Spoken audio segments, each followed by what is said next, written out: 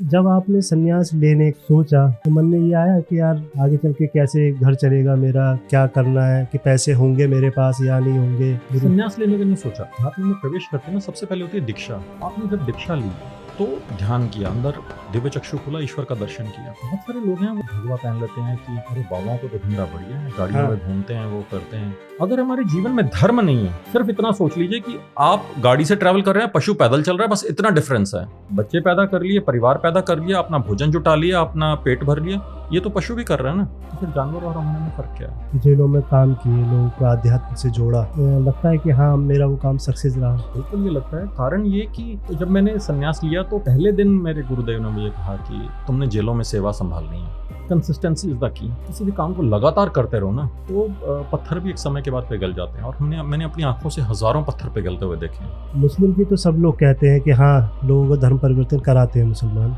ईसाइयों के बारे में कोई आवाज उठाने वाला नहीं है। कोई चीजें प्राकृतिक है और कोई चीजें जो उसको बनाई जाती है। ईश्वर ने सनातनी प्रकृति ने बनाया। सनातनी होने के लिए आपको कोई किसी विधि का अनुसरण नहीं करना पड़ता। अगर आपने मुसलमान बनना है या आपने क्रिश्चियन बनना है तो आपको एक विधि से होकर गुजरना पड़ेगा। इनको ये एहसास कराना पड़ेगा, आप ये मत कहो कि आपके लिए क्या मिला, आपने इस देश के लिए क्या किया। लेबर बने ना। हाँ, तो लेबर बन के आप फिर लेबर वाले अधिकार लो ना। आपको सारे अधिकार क्यों चाहिए? राशन तो चाहिए ना, लेबर बन के जो मिलेगा ना। हाँ, तो लेबर बन के लेबर वाला राशन लो। आप जमीनों पे कब्जा नहीं करोगे। आज यहाँ पे एक वो हरी चादर डाल दी, आज इस फुटपाथ पे एक हरी चादर डाल दी, आज उस फुटपाथ पे एक हरी चादर डाल दी, आज रेलवे ट्रैक के ऊपर हरी चादर डाल दी, ये नहीं चलेगा। फिर वही धर्म के रक्षक ये बोलेंगे कि मॉब लिंचिंग हो रही है, मॉब लिंचिंग लगेगी। नहीं, अब देखो बोलने वाला तो कुछ भी बोलेगा। भगवान शिव को पार्वती ने कहा ना, वो देखो बेचारे की आंख नहीं है, वो उस पे जा रहा है। तो जब वो आंख मिल गई तो वो कहानी सुनी है ना आपने, तो उसका दुरुपयोग करता है। आदर्श नेता की सबसे बड़ी विशेषता तपस्वी और त्यागी। किताब या अनुभव। स्वभाव है, अनुभव से किताब बनी है। भारत की सबसे बड़ी ताकत हमारा अध्यात्म, हमारा सनातन धर्म। आप देख रहे हैं द फर्स्ट विटनेस। मैं राजेश कश्यप आपका अपने इस खास कार्यक्रम में बहुत स्वागत करता हूं, जहां हम बात करते हैं विचारों की, धर्म की, हिंदुत्व की। कुछ ऐसे ही खास मुद्दे को लेकर आज हमारे साथ जो अतिथि हमारे साथ मौजूद हैं वो किसी परिचय के मोहताज नहीं है। मेरे साथ हैं इस समय स्वामी विशालानंद जी। आपका बहुत बहुत स्वागत। धन्यवाद। धन्यवाद राजेश जी। आपकी जो आपने भी जेलों में जाकर के काम किए उसको तो काफ़ी लोगों ने सुना है, काफ़ी बार आपने बताया है। आप हमें वो चीज़ बताइए जो वहाँ से पहले का सफ़र था, यानी कि बचपन से और एक बड़ी कंपनी में काम करने का, फिर आध्यात्म में आइएगा। कैसी थी आपकी वो कहानी? तो ये तो अब काफ़ी पुरानी बात हो गई। कहते हैं तुलसी तहाँ जना जाइए जहाँ निज गाँव। तो तुलसी साहब कहते हैं कि जहाँ पे सन्यासी जिस पास्ट से आता है वहाँ पलट कर जाना नहीं चाहिए। मूलतः हमारे सनातन की जो परंपरा है उसमें ऐसा ही होता है। पर मैं बता दूं, मैं कोई बड़ा उससे नहीं आया। मैं बड़े सामान्य मिडिल क्लास परिवार से आया हूँ, मध्यम वर्गीय परिवार से आया हूँ। मेरे पिताजी एक ब्यूरोक्रेट थे और शुरुआती दिनों में पढ़ाई के बाद वो दौर था जब भारत में बहुराष्ट्रीय कंपनियां आनी शुरू हुई थी। लिबरल इकोनॉमी भारत की हुई थी 1993 में, 92-93 में। तो वो दौर था जब बहुराष्ट्रीय कंपनियां आई और एक यौवन निखर रहा था, नए नए बड़े हो रहे थे और जोश था, उत्साह था। तो इंटर्नशिप की गोल्ड स्टार में, जिसको अब लकी गोल्ड स्टार एलजी के नाम से जानते हैं, और उस समय पहले इसका पूरा नाम लकी गोल्ड स्टार है, तो गोल्ड स्टार नाम से पहले जानते थे। उसमें कंज्यूमर इलेक्ट्रॉनिक्स में इंटर्नशिप की। उससे पहले थोड़ा छोटा टेन्योर ओनिडा एक ब्रांड होता था जेवीसी का, उस समय उसमें रहा। और बाद में पहली जॉब लगी वीडियोकॉन में, क्योंकि उस समय बहुराष्ट्रीय कंपनी आ रही थी तो तोशिबा के साथ, जापान के साथ कोलैबोरेशन हुई थी। बस वो समय था और बस वहाँ से जीवन ने कुछ चीज़ें ना डिस्टाइंड होती हैं, हमारी रेखाओं में लिखी होती हैं, वो हमें नहीं पता होता। मैंने तो कभी धर्म या अध्यात्म या इस तरह पलट के भी नहीं देखा था कभी कि धर्म अध्यात्म होता क्या है। हालांकि वो दौर भारत के लिए अगर देखें तो वो बहुत महत्वपूर्ण दौर था। 1992 में बाबरी मस्जिद का वो हुआ, 1990 में जो गोलीकांड हुआ राम भक्तों पर, अयोध्या गोलीकांड जो हुआ, और 92 में जब राम मंदिर, ये बाबरी मस्जिद ध्वस्त हुई, तो पूरा भारत के लिए एक रेवोल्यूशनरी दौर था। वो छोटी छोटी स्टैम्प्स हमारे हृदय पे, मस्तिष्क में थी। पर बाहरी आचरण में नहीं थी। बाहरी आचरण में तो हम इसी में थे बाकी युवाओं की तरह। हाँ, काम करना बस वो हाँ, काम करना, भाग दौड़ और इसमें। और वो ज़िंदगी में डेस्टिनी होती है ना, डेस्टिनी आपको कहाँ ले जाती है, ईश्वर ने आपको किस काम के लिए चुना है, आपको जिस काम के लिए निर्धारित किया, हमें जिस काम के लिए निर्धारित किया, सबके निर्धारित होते हैं एक कर्तव्य।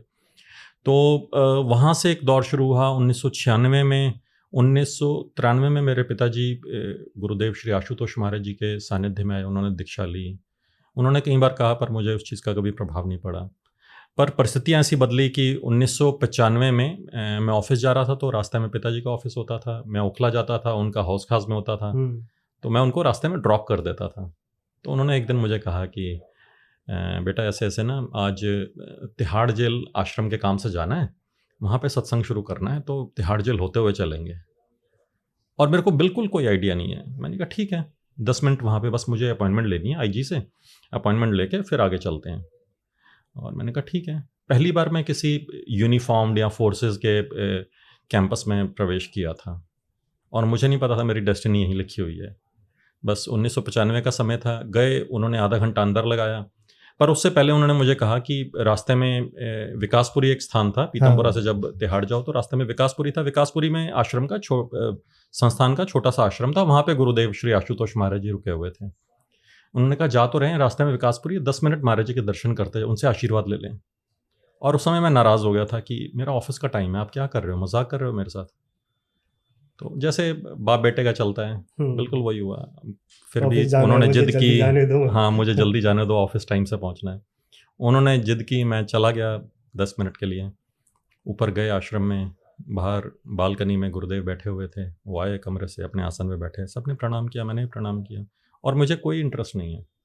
बस उन्होंने बड़े प्यार से मेरी ओर देखा, और बस वहाँ से मैं वापस आ गया।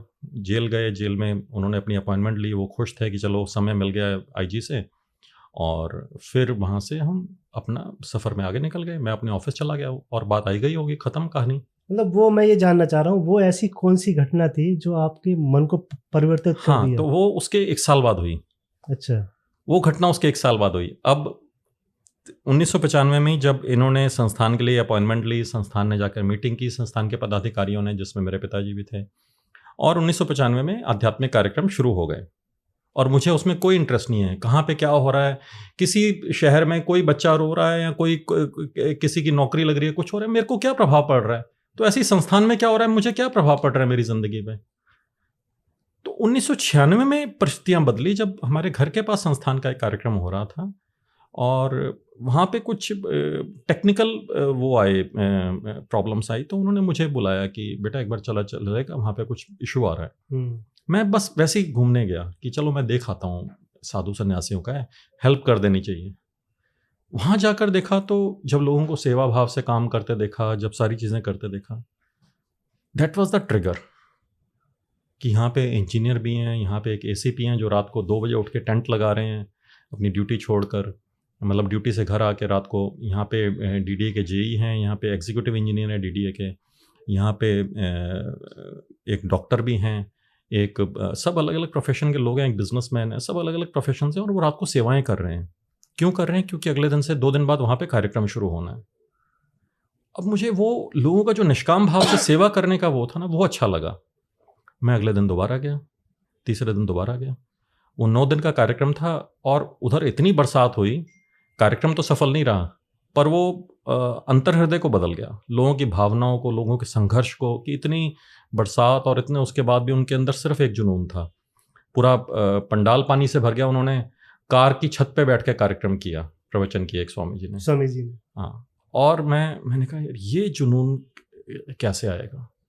अच्छा, एक हमारे वृंदावन के महाराज जी हैं, प्रेमानंद महाराज जी। हाँ जी। तो उनके पास भी कई ऐसे अधिकारी हैं जो उनके शिष्य हैं, और पहलवान भी हैं कई, मतलब नामी ग्रामी और काफ़ी पैसे वाले लोग हैं उनके साथ जुड़े हुए हैं, मतलब ज़्यादातर आश्रम में दिख जाते हैं। जी जी जी। तो जब आपने संन्यास लेने का एक सोचा, तो मन में ये आया कि यार आगे चल के कैसे घर चलेगा मेरा, क्या करना है, कि पैसे होंगे मेरे पास या नहीं होंगे। संन्यास लेने का नहीं सोचा। एक ना अध्यात्म में क्या चीज़ होती है, जब आप सबसे पहले आप अध्यात्म में प्रवेश करते हैं ना, सबसे पहले होती है दीक्षा। जब आप दीक्षा लेते हो, आपने जब दीक्षा ली तो ध्यान किया, अंदर दिव्य चक्षु खुला, ईश्वर का दर्शन किया, और जब वो दिव्य चक्षु खुलता है तो आपका पूरा जो हृदय है वो परिवर्तित होता है, ट्रांसफॉर्मेशन जिसको कहते हैं, कि मतलब तब लगता है कि हाँ, this is the thing which I was looking for. ये चीज़ थी जो मुझे शायद मैं इसी के लिए, ये this was the purpose of my life. तो जब वो पर्पस मिल गया ना लाइफ का, तो तब लगा कि न, दिस इज़ द थिंग जिसके लिए मुझे जीवन लगाना है।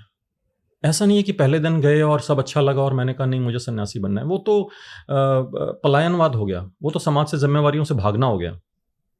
पलायन एस्केपिज्म नहीं है, अध्यात्म एस्केपिज्म नहीं है, और जो एस्केपिस्ट होते हैं वो आध्यात्मिक नहीं होते हैं। तो कबीरदास जी ने कहा ना, कामी क्रोधी लालची इनसे भक्ति ना होए, भक्ति करे कोई सूरमा, जात वर्ण कुल खोए। कि भक्ति सूरमाओं का काम है। ये कामी से, क्रोधी से, लालची से, इनसे जिसको ये कामना है ना कि मुझे बड़ा पद मिल जाएगा, मुझे गाड़ी मिल जाएगी, मुझे धन शोहरत मिलेगी, मुझे नाम मिलेगा, मुझे प्रतिष्ठा मिलेगी, वो भक्त नहीं हो सकता। पर आज बहुत सारे लोग हैं वो ये चीज़ देख के कर लेते हैं कि भगवा पहन लेते हैं कि अरे बाबाओं को तो धंधा बढ़िया है, गाड़ियों में घूमते हैं, वो करते हैं, और लोगों को बड़ा सामान्य लगता है। और काफ़ी लोग पहन भी रहे हैं। ठीक है, हर चीज़ में, हर क्षेत्र में हर तरह के लोग होते हैं। पुलिस में सारे करप्ट नहीं होते, बट पुलिस में सारे ईमानदार भी नहीं होते। जुडिशरी में सारे करप्ट भी नहीं होते, ईमानदार भी नहीं होते। अध्यात्म में भी ऐसा ही है। आपको बड़ी बड़ी बातें करने वाले, बड़े बड़े प्रवचन देने वाले, बड़े बड़े मंचासीन लोग मिल जाएंगे, पर एक समय बाद आप देखते हैं वही लोग जेलों में बैठे हैं। तो जिनको जेलों में सुधार करना चाहिए था, जब वो खुद जेल पहुंच जाएं, कुछ है बड़े नाम ऐसे। तो कितना दुर्भाग्य है इस देश का कि हमें जिस दिशा में काम करना चाहिए था उन दिशाओं में काम नहीं किया। हम डिस्ट्रैक्ट होकर दूसरी चीजों में लग गए, फोकस अपना खो दिया। तो डिस्ट्रैक्शन से बचना बहुत जरूरी है। तो अध्यात्म हमें फोकस होना सिखाता है, एकाग्र होना सिखाता है। और एकाग्र का मतलब है जब एक लक्ष्य सामने हो, और वो एक लक्ष्य क्या है? जिसो एक है जानिया तो जानो सब जान। वो एक ईश्वर है, जो सो एक ना जानिया तो सभी जान न जान। तो जब एकाग्र का मतलब यह है जब उस एक को अग्र रख कर चलेंगे, उस लक्ष्य को सामने रख कर चलेंगे, जिसको जानने का हमारा आध्यात्मिक पर्पस है। जब उसको जान लिया तब लगा कि जो ज्ञान, जो मार्ग मेरा जीवन बदल सकता है, ये कितने युवाओं का हृदय परिवर्तन कर सकता है। तो क्यों ना इसी दिशा में कदम बढ़ाया जाए। बाकी काम तो सब लोग कर लेते हैं, बच्चे तो सब लोग पैदा कर लेते हैं, वो तो सब कुछ कर लेते हैं। महाभारत में उसने पूछा ना, तो वो कहते हैं कि आहार निद्रा भय मैथुनम च सामान्य एतत् पशुर्भि नराणाम। आहार, निद्रा, भय और मैथुन, परिवार पैदा करना, भोजन करना, पेट पाल लेना, ये तो सब पशु और सामान्य एतत् पशु भी नराणाम। धर्मो ही तेषाम अधिको विशेषो धर्मेन ही ना पशु भी समाना। शांति पर्व में आता है, वो कहते हैं धर्म एक विशेष लक्षण है जो मानव को मानव बनाता है, और धर्मेन ही ना पशु भी समाना। जो धर्म से विहीन रह गया वो पशु के समान है। तो हमारा जो जीवन का आधार है वो धर्म है। अगर हमारे जीवन में धर्म नहीं है तो हम जितने भी काम कर रहे हैं, तो आप सिर्फ इतना सोच लीजिए कि आप गाड़ी से ट्रैवल कर रहे हैं, पशु पैदल चल रहा है, बस इतना डिफरेंस है। और कई लोग पैदल चलना भी पसंद करते हैं, तो सिर्फ इतना सा डिफरेंस है। अदरवाइज बच्चे पैदा कर लिए, परिवार पैदा कर लिया, अपना भोजन जुटा लिया, अपना पेट भर लिया, ये तो पशु भी कर रहे हैं ना। तो फिर जानवर और हमारे में फर्क क्या है? This is not our life, this is not human life. अगला मेरा ये सवाल था कि जैसे आपने जेलों में काम किए, लोगों को आध्यात्म से जोड़ा, आज आपको 25-26 साल हो गए इस काम को करते हुए, आपको लगता है कि हाँ मेरा वो काम सक्सेस रहा? हाँ बिल्कुल बिल्कुल बिल्कुल, ये लगता है। कारण ये कि जब मैंने कहता है ना 95 में जब वो सफ़र शुरू हुआ, तो मैं पहली मीटिंग में था, पहले जब अपॉइंटमेंट लेनी जहाँ से शुरुआत होनी थी उसमें था, और उसके बाद मैं आउट ऑफ टच था। 96 में मैं संस्थान से जोड़ा, 99 में मैंने संन्यास लिया, और 99 में जब मैंने संन्यास लिया मार्च 1999 में, अब लगभग 27 साल हो गए, तो हो ही गए 27 साल, लगभग क्या 27 साल हो गए। तो जब मैंने संन्यास लिया तो पहले दिन मेरे गुरुदेव ने मुझे कहा कि तुमने जेलों में सेवा संभालनी है। तो मुझे था कि जेलों में क्या करना है? कहते हैं वहाँ जाके लोगों को बदलना है, लोगों का जीवन सुधारना। मैंने कभी प्रवचन नहीं किए, कभी किसी को बातें नहीं की, और पब्लिकली कभी बोला नहीं।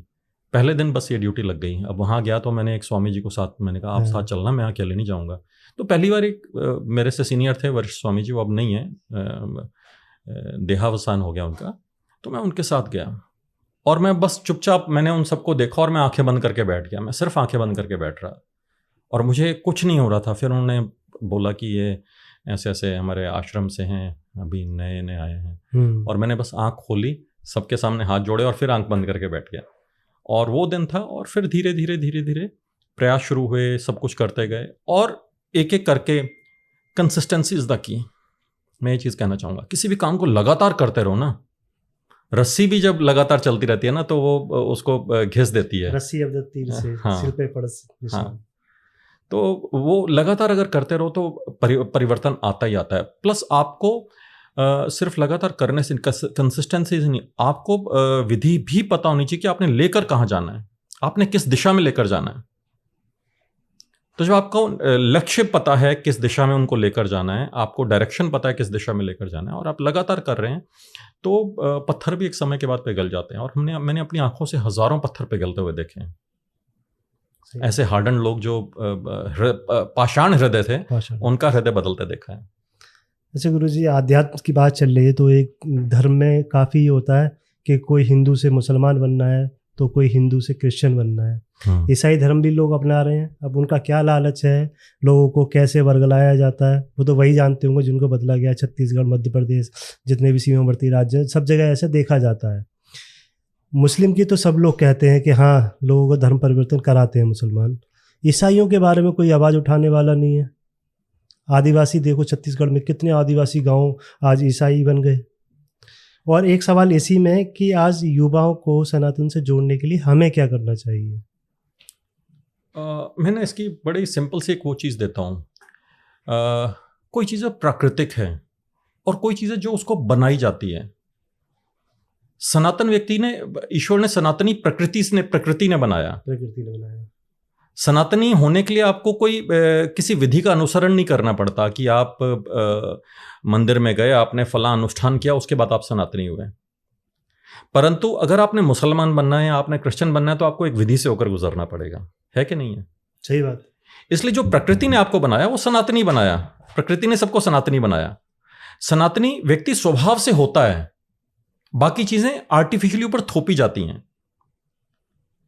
तो जो हमारा मूल रूप है, मूल रूप तो हमारा सनातन का है। उसके ऊपर जो ये ओढ़ा गया, एक दुशाला ओढ़ी गई, वो इस्लाम की या धर्म की या अब्राहमिक रिलीजन्स की थोप दी गई। तो गुरबाणी में भी कहा है, थोप्या न जाए कित्ता ना, थाप्या न जाए कित्ता ना होए। तो जो आरोपित किया गया वो धर्म नहीं हो सकता, वो आपके ऊपर आरोपित किया गया है, आपकी प्रकृति नहीं है वो। तो जो आपने धारण किया है, जो आपने बाहर से धारण किया है, धार्यति इति धर्मा, जो अंतर से धारण करता है, जो बाहर से धारण किया वो धर्म नहीं है। धर्म अंदर से निकलता है।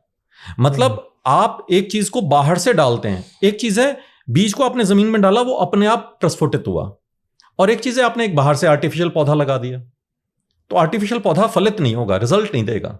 बट अब जब ने प्रकृति में आपने बीज लगाया, बीज ने अपने वास्तविक स्वरूप को खत्म किया, अंकुरित हुआ, गल गया, सड़ गया, और अपने उसमें से एक अंकुर निकला, अपने आप को खत्म करके उसमें से अंकुर निकला। तो वो अंकुर जो निकला वो धीरे धीरे पौधा बनेगा, वृक्ष बनेगा, वो फल देगा, वो छाया देगा। आपने बाहर से एक प्लास्टिक का पौधा रोपित कर दिया, वो कभी भी छाया या फल नहीं देगा। तो जो हमने बाहर से रोपित किया है, बाहर से थोपा गया है, वो कभी भी आंतरिक परिवर्तन नहीं ला सकता, वो हृदय परिवर्तन नहीं कर सकता। वो 5 किलो गेहूं या 5 किलो आटा फ्री दे सकता है, या 5 किलो चावल फ्री दे सकता है, वो हृदय परिवर्तन नहीं कर सकता। वो आपके जीवन के मूल लक्ष्य से नहीं आपको मिला सकता, वो शांति नहीं दे सकता। और दूसरी बात यह कि जो युवा बदल रहे हैं, उसका एक, जो युवा इस दिशा में जा रहे हैं, उसका एक बहुत बड़ा कारण है कि चाणक्य ने एक बात कही थी, समाज को दुर्जनों की दुर्जनता से उतना खतरा नहीं जितना सज्जनों की निष्क्रियता से खतरा है। तो हमारे समाज में जो धर्मपरायण सज्जन हैं वो निष्क्रिय हो रखे हैं, उससे हमारे समाज को खतरा है। हमारे समाज को खतरा दुर्जनों की दुर्जनता से कभी नहीं है कि कोई व्यक्ति गलत काम कर रहा है, कोई व्यक्ति डेमोग्राफी चेंज करने के लिए धर्म परिवर्तन कर रहा है, कोई व्यक्ति वोट बैंक को कन्वर्ट करने के लिए धर्म परिवर्तन कर रहा है। जो परिवर्तित हो जाए वो धर्म ही नहीं है। धर्म क्या चीज है? आग का धर्म क्या है? उष्णा देना, गर्मी देना, जलाना, आग का धर्म है ना। जल का धर्म क्या है? शीतलता प्रदान करना। सूर्य का धर्म क्या है? प्रकाश देना। चंद्र का धर्म क्या है? ठंडक देना। तो मानव का धर्म क्या है? मानवता। जो परिवर्तित हो गया वो धर्म है ही नहीं, वो तो एक वेश है, वो तो एक आडंबर है जो परिवर्तित कर दिया। वो तो एक कपड़े थे, बदल दिए, कल को वापस पहना दो। लेकिन पहनाने वाले भी तो कम होते जा रहे हैं। हाँ, तो वो जो है वो उसका कारण है कि जो हमें गुलामी के कपड़े पहना दिए गए उनको उतारने के लिए हमें ये एहसास होना चाहिए कि हम गुलाम हो रहे हैं। हमें कई बार ये एहसास भी नहीं होता कि हम गुलाम हो रहे हैं। इतना हम लालच में डूब जाते हैं, इतना आसपास की चीज़ें, पीयर प्रेशर बोलते हैं ना हम जेलों में या जब ये काम करते हैं तो अक्सर जब हम पूछते हैं कि यार तूने ड्रग्स क्यों लिया, तूने क्राइम क्यों किया, तो बताता है पीयर प्रेशर था। पीयर प्रेशर मतलब दोस्तों ने कहा अरे इससे तो एक सुट्टा नहीं लगता, ये क्या बड़े काम करेगा। सही। तो लड़का जोश में आ गया, अच्छा हम लगा के दिखाऊं। उसने कहा ये एक स्लम एरिया में झुग्गी क्लस्टर में रहते होंगे ना 10 दोस्त, और वो कहेंगे 11वें का अब ये काटेगा जेब, इसमें तो दम ही नहीं है। कहेगा कर चल, मैं चल के दिखाता हूं, करके दिखाता हूं। तो ऐसे ऐसे छोटे छोटे क्राइम करते करते गलत दिशा में जाता है। तो आवश्यकता इस देश में ऐसे लोगों की है जो इस ट्रांसफॉर्मेशन पे काम करें। आज दिक्कत यह है, आज भारत में पंजाबी में एक कहावत है, इट पुत्तो ते गुरु निकलता है, कि एक ईंट उठाओ तो उसके नीचे एक गुरु छुपा बैठा है। और सबको यह है कि मुझे अपने गुरुजी के दर्शन करने हैं, और गुरुजी भी हैं कि आज निकलेंगे इतने बजे और गुरुजी दर्शन देंगे। भाई गुरुजी का पर्पस अपने दर्शन करवाना नहीं है। गुरुजी का जो उद्देश्य था ईश्वर के दर्शन कराना था। गुरुजी ईश्वर के दर्शन तो करा नहीं रहे, अपने दर्शन करा करा के शिष्यों को मोह रहे हैं। और चाहे वो यूट्यूब है, चाहे सोशल मीडिया है, चाहे मास कम्युनिकेशन है, मास मीडिया है, उसके थ्रू गुरुजी बहुत प्रसिद्ध हो रहे हैं और सब लोग गुरुजी के दर्शन करने जा रहे हैं। मकसद भूल गए कि गुरुजी के दर्शन नहीं करने थे, गुरुजी के दर्शन नहीं करने थे। जो मार्ग हमारे शास्त्रों ने बताया उस मार्ग का अनुसरण करना था। आप यहां पर बैठकर कहते रहें कि ये मेट्रो या ये वाली रोड इस दिशा में जाएगी, इतनी दूर जाएगी, आप यहां पर बैठे बैठे उस दिशा को देखते रहें तो आप वहां तक पहुंचेंगे नहीं। यू हैव टू मूव, आपको चलना पड़ेगा। पर आपने मकसद क्या बना दिया? कुछ सेलिब्रिटीज थे जो मुंबई में रहते थे, जैसे शाहरुख खान या आमिर खान या ये जो अमिताभ बच्चन वगैरह, जब बिल्डिंग से निकलते हैं हाथ देते हैं लोग, वो होते हैं। ये गुरु लोग भी सेलिब्रिटी होकर रह गए कि शिष्य आसपास घेर के रखेंगे और बड़े बड़े पदों के शिष्य होंगे, वो होगा और वो ऐसी हाइप बन जाएगी। बट समाज के लिए ग्रास रूट पे क्या कर रहे हो? आपने 10 वृद्धों का या 100 बच्चों को पढ़ा दिया या ये छोटे छोटे काम करती, ये नहीं चाहिए आपसे। This wasn't expected out of you. What was expected out of you? आपने समाज को ट्रांसफॉर्म करने में, बच्चों को अपने मूल धर्म अध्यात्म से जोड़े रखने में, उसमें कितना योगदान दिया आपने। अगर आप आइडियल हो, अगर आप बच्चों के आप आइडल बन के बैठ गए, आइडल नहीं चाहिए, मूर्ति नहीं चाहिए आपकी, आप एज एन आइडियल चाहिए। आपका एक चरित्र ऐसा होना चाहिए जिसको देखकर, जिसको समझकर, जिसको सुनकर लोग अपने जीवन की दिशा बदलें। जैसे मैंने अपने जीवन की दिशा बदली अपने गुरु को देखकर। आपका चरित्र ऐसा होना चाहिए। पर लोग क्या हुआ, ईश्वर के दर्शन भूल गए, गुरु के दर्शन करने पहुंच गए। That is not the purpose of spirituality. ये अनुसरण नहीं करते, बस अनुसरण नहीं करते। अच्छा स्वामी जी, एक क्वेश्चन और है, क्या आध्यात्म और विज्ञान एक साथ चल सकते हैं? विज्ञान जितनी तरक्की करेगा ना, वो अध्यात्म को उतना प्रूव करता जाएगा। अध्यात्म में जब लोगों को समझ नहीं आई, अंग्रेजों को, कि भारत का अध्यात्म क्या है, धर्म क्या है, उन्होंने उसे मिथ कह दिया। हाँ। ये तो मिथ्या है। कि किसी ने कहा कि एक राजा था, उसकी पुत्री इतनी सुंदर थी तो उसको अपने बराबर का वर नहीं मिल रहा, तो ब्रह्मा जी के पास गए। ब्रह्मा जी थोड़ी देर व्यस्त थे, उन्होंने कहा एक गीत खत्म हो जाए और वो उसके बाद फिर आते हैं। तो वहाँ पे जब उन्होंने ब्रह्मा जी से बात की, फिर ब्रह्मा जी ने कहा ठीक है तुम जाओ, तुम्हें मिल जाएगा। बट वो धरती पर जब आए तब तक कई युग बीत चुके थे धरती पे, क्योंकि ब्रह्मा जी का चंद पल और भारत के धरती के युग वो थे, युगों का अंतर था। अब वो सब ये कहानियां अंग्रेजों को समझ आई नहीं कि ऐसी पुराणों में कहानियां लिखी हैं। तो जब उन्होंने आके इसको मिथ कह दिया, तो भारत की संस्कृति को जो हमारा स्टडीज थी उसको माइथोलॉजी कह दिया, हमारे दर्शन को माइथोलॉजी कह दिया, स्टडी ऑफ मिथ्स, है ना। तो इसलिए उसको माइथोलॉजी कह दिया कि स्टडी ऑफ मिथ्स है, तो मिथ्याएं कहानियां हैं। बट वही जब उन्हीं लोगों ने वो बनाई, स्काईफाई मूवीज बनाई कि जब वो स्पेस में गया और लौट के आया, और कई सारी मूवीज बनी कि जब वो वापस आए तो दिन भी सालों बीत चुके थे और उनको लग रहा है अभी कुछ दिनों की बात हो रही है, कुछ घंटों की बात हो रही है, और उन्होंने अपना स्पेसशिप ठीक किया जब वापस लौटे। तो वही जब स्काईफाई हो रही है तो हम फिर उसको देख नहीं रहे। तो ऐसी कितनी चीजें हैं। आज हम एक प्रॉम्प्ट देते हैं, अब आने वाले समय में कह रहे हैं कि रोबोट्स इंसानों से ज्यादा हो जाएंगे। एक जैसे भारत में एक व्यक्ति पे 2.5 मोबाइल्स हैं। आज से अगर 25 साल पहले, 25 तो नहीं 40 साल पहले किसी ने कहा होता कि एक ऐसी चीज आएगी जिसको आप खोलेंगे और आप चलते हुए सड़कों पे बात कर सकते। 40 साल पहले एज्यूम कर सकते थे ऐसा होगा। पर आज एक व्यक्ति के नाम पे ऑन एन एवरेज भारत में 2.5 कनेक्शंस हैं। मतलब 150 करोड़ की अगर पॉपुलेशन है तो 150 crore into 375 crore sims allocated है भारत में। तो आप सोचिए ये अब कितना कॉमन हो गया है। एक टाइम आया रॉबर्ट्स, अब एलॉन मस्क ने इस बार जो वर्ल्ड इकोनॉमिक फोरम की मीटिंग हुई उसमें कहा कि ह्यूमन पॉपुलेशन से ज्यादा कुछ समय में रोबोट्स हो जाएंगे। तो हो सकता है जो हमने महाभारत की युद्ध की कहानियां सुनी या ये सुनी, और उसमें कहते थे कि जितने लोग मरते गए उतने लोग दोबारा जिंदा हो जाते थे, तो हो सकता है वो रोबोटिक पॉपुलेशन होगी, रोबोटिक ये होंगे। और वो अपने आप को प्रूव करते जा रहे हैं कि वो रामायण के युद्ध में भी और इसमें भी कितनी ऐसी कहानियां आती है ना अलग अलग वर्जन्स में, कि वो जितने मरते थे उतने दोबारा जीवित हो उठते थे। तो हो सकता है वो ह्यूमन ना हो, कि वो रॉबोट्स हो।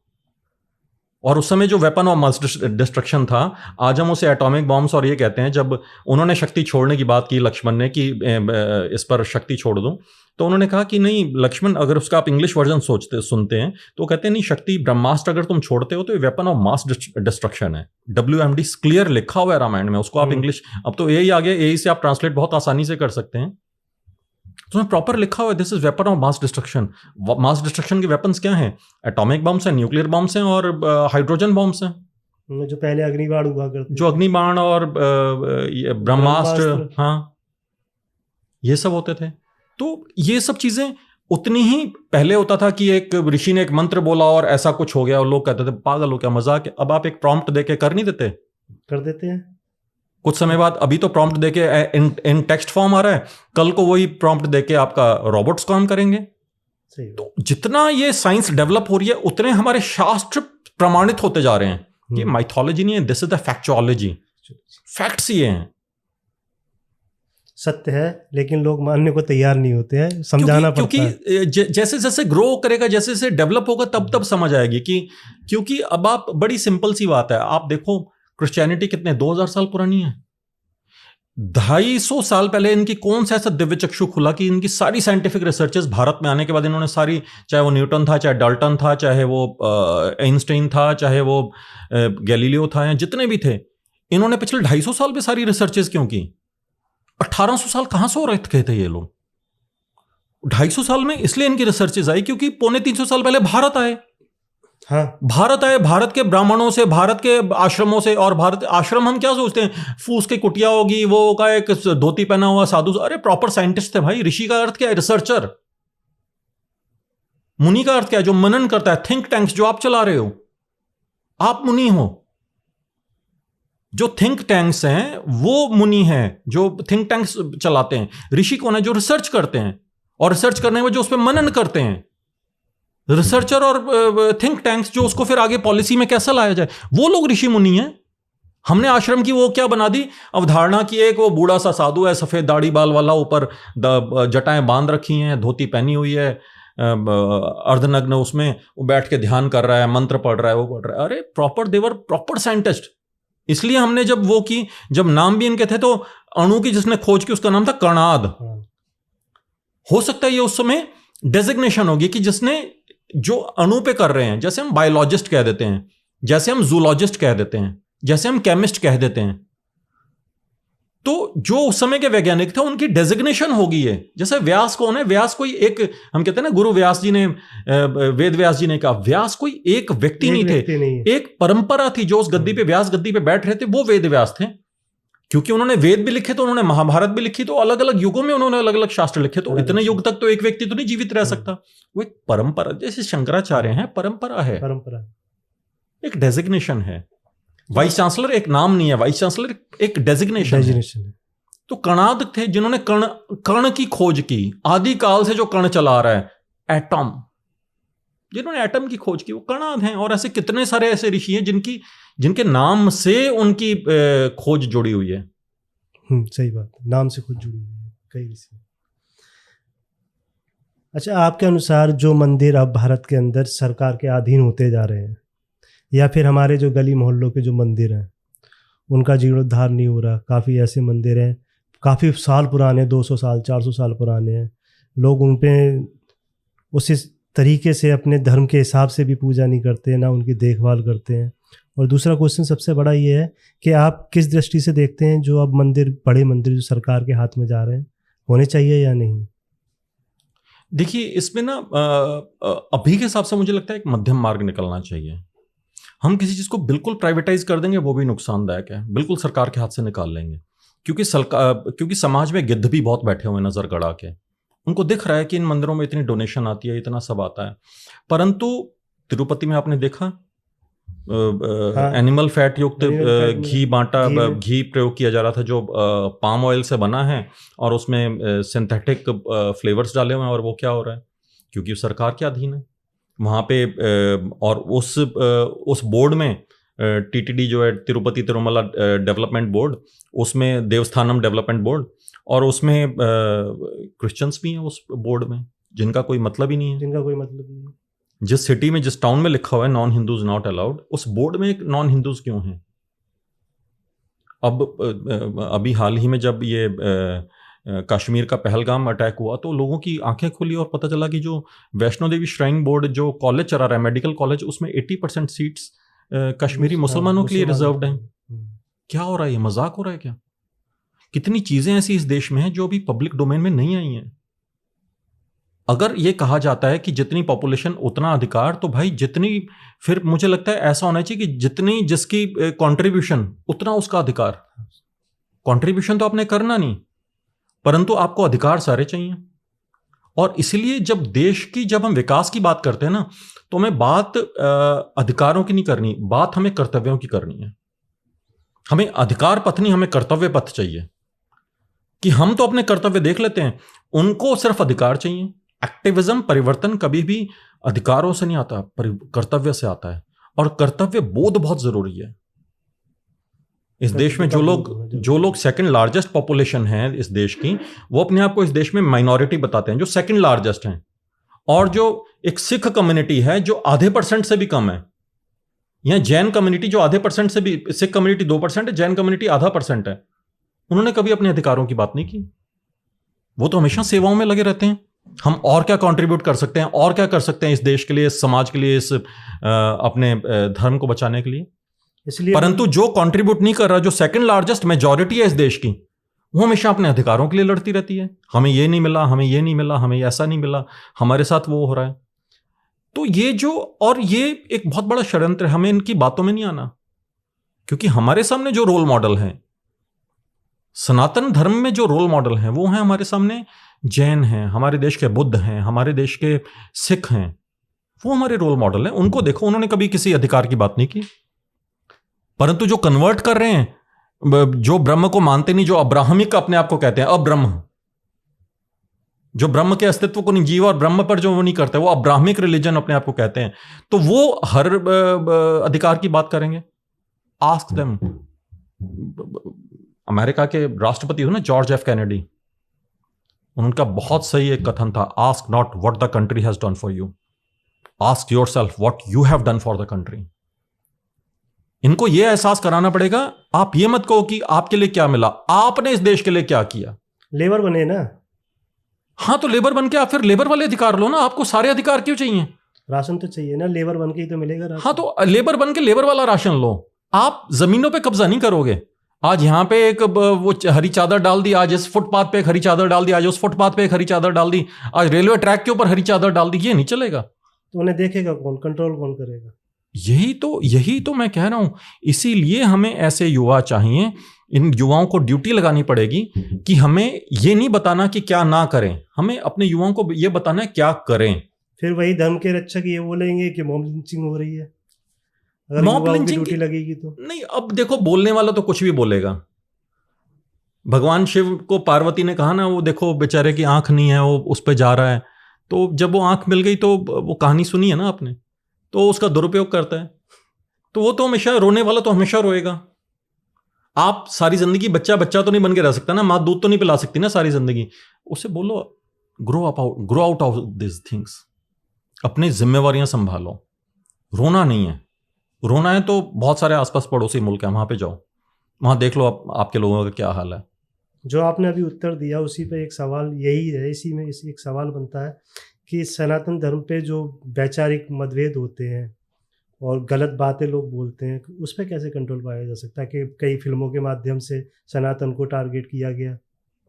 मैंने वही कहा ना कि सज्जनों की निष्क्रियता इसमें बहुत बड़ा रोल प्ले करती है, कि हर चीज़ में लॉबिंग बहुत ज़्यादा हो गई।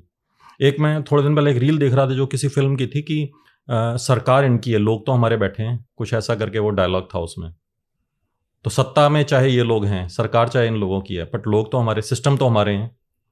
तो वो सिस्टम, वो लोग बदलने बहुत ज़रूरी हैं। जब तक वो सिस्टम, वो लोग नहीं बदले जाएंगे, जब तक किसी भी चीज़ को ना एक रिजुविनेशन चाहिए होती है। आप एक कपड़ा बहुत लंबे समय नहीं पहन सकते, आप कपड़े बदलते हो, आप उसे दोबारा धोते हो, दोबारा प्रेस करते हो, जब वो घिस जाता है तो आप कपड़ा भी बदलते हो, है ना। आपने भारत में जितने नियम, जितने कानून, जितने ये थे, उनको अमेंडमेंट करने के लिए आप इतना संघर्ष करते हो, ये तो कपड़े की तरह पुराना कपड़ा हो गया, समय के हिसाब से बदलो। If you want change by the time, आप आज बात करते हो कि हमें इस तरह के कानून लाने, इस तरह के कानून लाने हैं। भाई आज आप ऊंट पर नहीं चल रहे, आज आप रेगिस्तान में नहीं रह रहे, आज आप मेट्रो से ट्रेवल करते हो, आज आप गाड़ियों से ट्रेवल करते हो। तो आपको जो कानून और जो परिस्थितियां और जो सिस्टम्स चाहिए वो आज के हिसाब से चाहिए। धर्म आपको पुराना नहीं बनाता, धर्म आपको नित्य नया बनाता है। वो हमेशा रिजुविनेट करता है, वो अपने आप को हमेशा एक्सप्लोर करता है। धर्म is the most modern thing.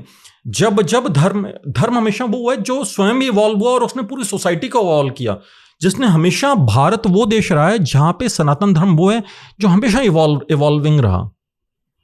कि कोई भारत के किसी परंपरा में कोई कुरीतियां आई तो महात्मा बुद्ध ने आके उसे ठीक किया, बुद्धिज्म में कोई कुरीतियां आई तो शंकराचार्य ने आके ठीक किया, शंकराचार्य के बाद कोई कुरीतियां आई तो उसके बाद आने वाले लोगों ने, तो लगातार कुरीतियों का खंडन किया आने वाले अवतारों ने और महापुरुषों ने।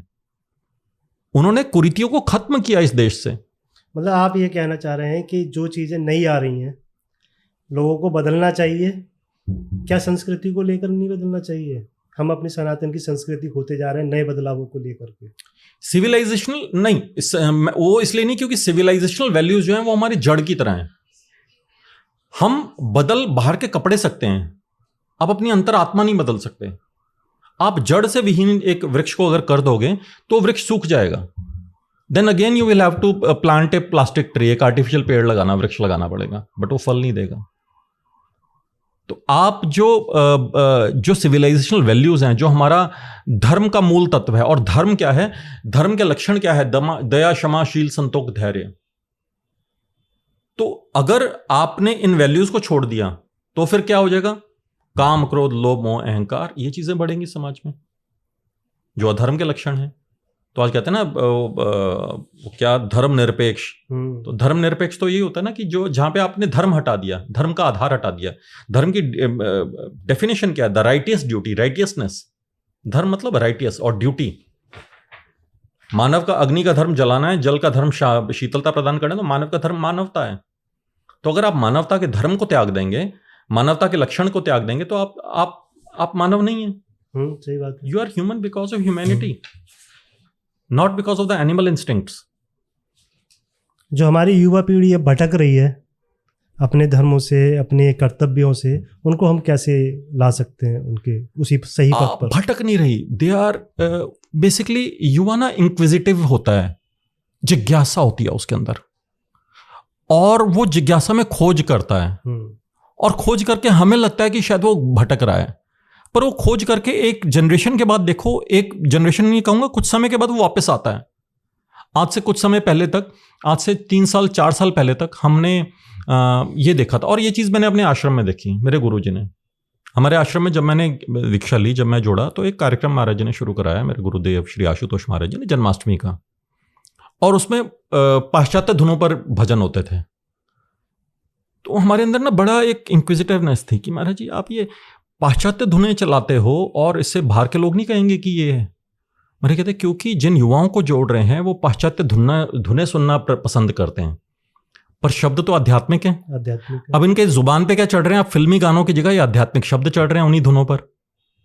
और अब पिछले 1-1.5 साल में आपने देखा कि लोग इतना वो हो गए। तो 2007 में हमने एक बैंड बनाया जिसमें मंत्रों को और इन पे इंडी रॉक फ्यूजन बैंड बनाया, कि उसमें तबला भी है क्लासिकल, तो उसमें बेस गिटार और इलेक्ट्रिक गिटार भी है और एकॉस्टिक भी है, तो ड्रम्स भी बज रहे हैं उसमें।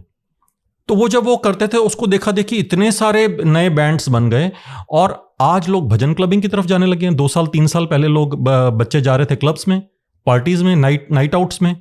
आज लोग मैराथन्स कर रहे हैं, आज लोग सुबह सुबह 4 बजे उठ के दौड़ने जा रहे हैं, आज योगा क्लब्स खुल गए हैं, आज अगर रात को नाइट आउट कर भी रहे हैं तो आज भजन क्लबिंग में जा रहे हैं। मेरे बांके बिहारी लाल, हाँ, युवा काफी बढ़ मतलब रहे हैं। कितना हो रहा है ना। So the transformation, the change has already begun. 2 साल 3 साल पहले दिख नहीं रहा था। आप मेरे 3 साल पुराने पॉडकास्ट भी उठा के देखेंगे तो मैंने कहा हुआ है the change has already begun. अभी दिख नहीं रहा, कुछ समय में दिखेगा, और अब वो दिखना शुरू हो गया है, और अभी ये बहुत ज्यादा, बहुत तेजी से दिखना शुरू होगा, और पूरी दुनिया भारत की तरफ उमड़नी शुरू हो जाएगी। अभी देखना, अभी तो this is just the beginning, अभी तो the game has just begun. आपके हिसाब से भारत कब तक विश्व गुरु बन सकता है? देखिए, विश्व गुरु ऑलरेडी हम हैं। विश्व गुरु की डेफिनेशन क्या है? विश्व गुरु की डेफिनेशन समझना बहुत जरूरी है लोगों के लिए। विश्व गुरु ने, लोगों ने एक मजाक का वो बनाना, गुरु किसको कहते हैं? टीचर को, द वन हु टीचेस। तो हम ऑलरेडी दुनिया को वैल्यू सिस्टम दे चुके हैं, लोगों ने छुपाया उसको कि ये वैल्यू हमने भारत से नहीं ली। आज साइंटिफिक कोई अचीवमेंट्स हैं, चाहे वो जर्मनी में है, चाहे वो यूरोप की हैं, चाहे अमेरिका की हैं, उसके पीछे जितनी वो थी, हमारे वैमानिका शास्त्र से लेकर, हमारे पुराणों से लेकर, हमारे वेदों से लेकर, कितने सारी जगह से उन्होंने विज्ञान उठाया हुआ है। गुरु तो हम ऑलरेडी हैं, लोग बस उसे अपने नाम से पेटेंट करा के बैठे हैं। जैसे आज के समय में वो हल्दी और तुलसी और ये सब चीजें पेटेंट करा रहे हैं, अदरक पेटेंट करा रहा है अमेरिका, हमारी आंखों के सामने। उन्होंने पहले कितनी, हमारे ओरिजिनल वेद हमारे पास नहीं है। आज हम बड़ा वेदों का महिमा मंडन करते हैं, पर हमारे ओरिजिनल वेद जर्मनी की हीडलबर्ग में जो यूनिवर्सिटी है, हीडलबर्ग यूनिवर्सिटी, उसमें ओरिजिनल मैन्युस्क्रिप्ट पड़े हैं जो अंग्रेज भारत ले गए और वहां से उनसे जर्मनी ने खरीदे। अच्छा, भारत में नहीं है हमारे पास ओरिजिनल वेद, हमारे पास तो उसकी कॉपीज हैं। हम जो पब्लिश करते हैं उसकी कॉपीज हैं, और कभी उसको, आज अगर कोई चीज हम वापस लाना चाहते हैं यूरोप से, बाहर से, विदेशों से कोई चीज भारत लाना चाहते हैं, हमें सबसे पहले वो वेद लाने चाहिए, ओरिजिनल मैन्युस्क्रिप्ट्स लानी चाहिए, और मैन्युस्क्रिप्ट्स लाके उन ओरिजिनल मैन्युस्क्रिप्ट्स को ट्रांसलेट करना चाहिए, डीकोड करना चाहिए, उसके ऊपर रिसर्च होनी चाहिए। भारत में इतना काम करने को पड़ा है राजेश जी, हमारे पास 1 करोड़ से ज्यादा, अभी कितने तो नालंदा जैसे विश्वविद्यालयों में जला दिए गए, कितने महीनों तक आग लगती रही, जो इतने ग्रंथ थे। उसके बावजूद भारत में 1 करोड़ से अधिक अलग अलग सब्जेक्ट के, जिसमें केमिस्ट्री है, जियोलॉजी है, इकोनॉमी है, कितने ही मल्टीफेरस सब्जेक्ट्स हैं जिसके ग्रंथ अभी पड़े हैं, जिनको भी 1 करोड़ से अधिक शास्त्रों को, ग्रंथों को ट्रांसलेट करना शेष है अभी। तो ये ट्रांसलेट कर दिए तो हम तो धरती के, हम तो मार्स और वीनस और जुपिटर पे पहुंच चुके होंगे ऑलरेडी। हम तो विश्व गुरु ऑलरेडी हैं, बस हमने ट्रांसलेट नहीं कर रहे अपनी उसको। अच्छा, एक रैपिड फायर रखा है आपके लिए, आपको जवाब देना है एक शब्द में। आदर्श नेता की सबसे बड़ी विशेषता? तपस्वी और त्यागी। मंदिर या संसद? धर्मपरायण संसद हो या मंदिर हो, एक ही बात है। योग या जिम? दोनों। किताब या अनुभव? स्वभाव है, अनुभव से किताब बनी है। आध्यात्म या विज्ञान? आइंस्टाइन की एक पंक्ति आती है, religion without science is blind and science without religion is lame. तो दोनों एक दूसरे के पूरक हैं। भारत की सबसे बड़ी ताकत? हमारा अध्यात्म, हमारा सनातन धर्म। एक शास्त्र जो हर किसी को पढ़ना चाहिए? ये कहना बहुत मुश्किल है, परंतु मुझे लगता है स्वयं को पढ़ना, स्वयं को जानना, अथातो ब्रह्म जिज्ञासा, उससे बड़ा शास्त्र कोई नहीं है। आप सभी ने आध्यात्म को लेकर के, मंदिर को लेकर के काफ़ी बातें जानी। अगर आपके कोई सवाल हो तो आप हमें कमेंट बॉक्स में दे सकते हैं, बता सकते हैं, हम उनका जवाब देने का भरसक प्रयास भी करेंगे। हमारे महाराज जी, आपका बहुत बहुत स्वागत, आप हमारे स्टूडियो में आए। धन्यवाद। आप ऐसे ही देखते रहिए द फर्स्ट विटनेस। एक खास शख्सियत के साथ दोबारा आपके साथ रूबरू होंगे। तब तक के लिए नमस्कार।